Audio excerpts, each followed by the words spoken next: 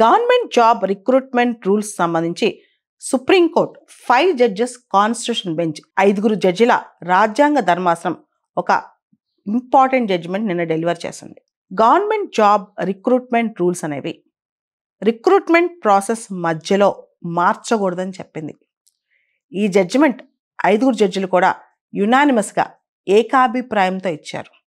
Rules of the game మధ్యలో మార్చకూడదని, recruitment process ఫెయిర్గా ట్రాన్స్పరెంట్గా ఉండాలని చెప్పి, ఆ రిక్రూట్మెంట్ ప్రాసెస్ ఏదైతే ఉందో అది రాజ్యాంగంలో ఆర్టికల్ 14, ఆర్టికల్ 16కు అనుగుణంగా ఉండాలని చెప్పి, ఆర్టికల్ 14 అంటే రైట్ టు ఈక్వాలిటీ, ఆర్టికల్ 16 అంటే equal opportunity in public employment.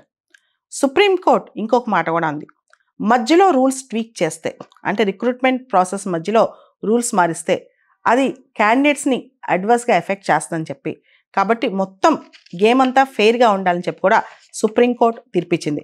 అయితే ఒకవేళ కనుక రూల్స్లోనే స్పెషల్గా మెన్షన్ చేస్తుంటే, స్పెసిఫికల్గా మెన్షన్ చేస్తుంటే ఈ ప్రాసెస్ మధ్యలో రూల్స్ చేంజ్ అయ్యే అవకాశం ఉంది, పలానా రూల్ పలానా విధంగా అని మెన్షన్ చేస్తుంటే అప్పుడు చేంజ్ చేయవచ్చు.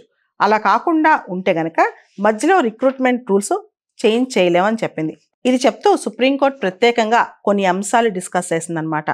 అసలు రిక్రూట్మెంట్ ప్రాసెస్ అనేది అప్లికేషన్స్ కాల్ ఫర్ చేసిన రోజు నుంచి ఆ వేకెన్సీ ఫిల్ అయిన రోజు వరకు ఇదంతా కూడా రిక్రూట్మెంట్ ప్రాసెస్ కిందకే వస్తుందని చెప్పిందనమాట. ఆ తర్వాత జస్ట్ మీ పేరు సెలక్షన్ లిస్ట్లో ఉన్నంత మాత్రాన మీకు అబ్సల్యూట్ రైట్ టు ఎంప్లాయ్మెంట్ లేదు. అంటే యూపీఎస్సీ ఉందనుకోండి, ఉదాహరణకి యూపీఎస్సీ సెలక్షన్ లిస్ట్ రికమెండ్ చేస్తాయి, అపాయింట్మెంట్ డిఓపిటీ ద్వారా అవుతుందన్నమాట. ఈ సెలక్షన్ లిస్ట్ తర్వాత రకరకాల క్రైటీరియాస్ ఏదైతే ఉంటాయో అవన్నీ కూడా ఫిజికల్ టెస్ట్లు కానీ లేకపోతే వాళ్ళపైన క్రిమినల్ రికార్డ్స్ కానీ ఏదైనా కావచ్చు, అదంతా డిఓపిటీ వెరిఫై చేసి అపాయింట్మెంట్ ఇచ్చింది. అలానే నీ పేరు సెలక్షన్ లిస్ట్లో ఉన్నంత మాత్రాన, సెలక్షన్ లిస్ట్లో రికమెండ్ అయినంత మాత్రాన నువ్వు పూర్తి స్థాయిలో నీ అపాయింట్మెంట్ వచ్చేసినట్టు కాదు, అది రైట్ టు అబ్సల్యూట్ ఎంప్లాయ్మెంట్ కాదు అని చెప్పి సుప్రీంకోర్టు ఈ తీర్పులో చెప్పింది. ఈ కేసుని గత సంవత్సరం జూలై 2023 వరకు విని తీర్పుని రిజర్వ్ చేసిన సుప్రీంకోర్టు ఆ తీర్పుని నిన్న డెలివర్ చేసిందనమాట. అయితే ఈ కేసుకు సంబంధించి సుప్రీంకోర్టు 2 కేసులు ప్రత్యేకంగా డిస్కస్ చేసింది. ఒకటి K Manjushree versus state of Andhra Pradesh 2008. K Manjushree versus state of Andhra Pradesh 2008లో కూడా సుప్రీంకోర్టు ఇదే మాట చెప్పిందనమాట. ఇదే మాట ఉటంకించింది, మధ్యలో రిక్రూట్మెంట్ ప్రాసెస్ మధ్యలో రూల్స్ చేంజ్ చేయకూడదని. ఇప్పుడు కూడా నేను అదే జడ్జ్మెంట్ కరెక్ట్ అంటాను, అదే జడ్జ్మెంట్ కరెక్ట్ అని చెప్పి సుప్రీంకోర్టు నిన్న ఆ K Manjushree versus state of Andhra Pradesh 2008 జడ్జ్మెంట్ని రీట్రేట్ చేస్తుంది. దాంతోపాటు సుప్రీంకోర్టు ఇంకొక జడ్జ్మెంట్ కూడా డిస్కస్ చేస్తుంది, Subhash Chandra Marwaha versus state of Haryana.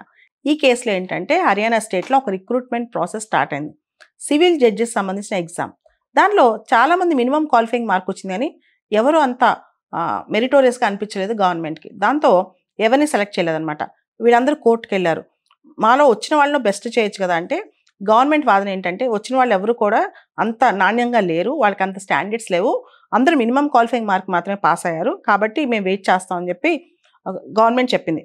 అప్పుడు సుప్రీంకోర్టు అంది, నీకు మినిమం క్వాలిఫైయింగ్ మార్క్ వచ్చినంత మాత్రాన, జస్ట్ సెలక్షన్లో నువ్వు ఉన్నంత మాత్రాన నీకు అబ్సల్యూట్ రైట్ టు ఎంప్లాయ్మెంట్ లేదు.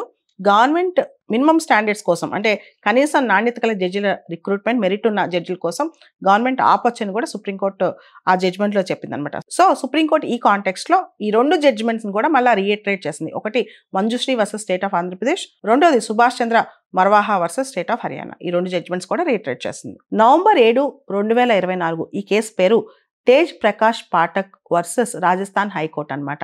ఈ కేసు రాజస్థాన్ హైకోర్టుకు సంబంధించి అక్కడ ట్రాన్స్లేటర్ పోస్టులు అనమాట.